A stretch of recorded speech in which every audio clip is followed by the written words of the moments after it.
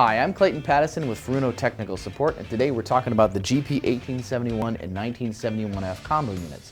Specifically, we're going to talk about tides. Now, there's two ways to get tide information on these.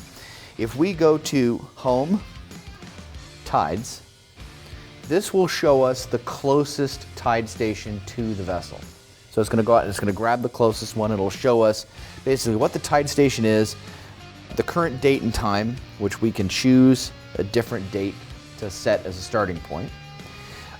It'll show us basically the latitude and longitude of that tide station, and then it will show us the whole tide graph over, a 24-hour period that we can actually scroll across and look at the different tide heights, high and low, as it progresses during the day for each tide station.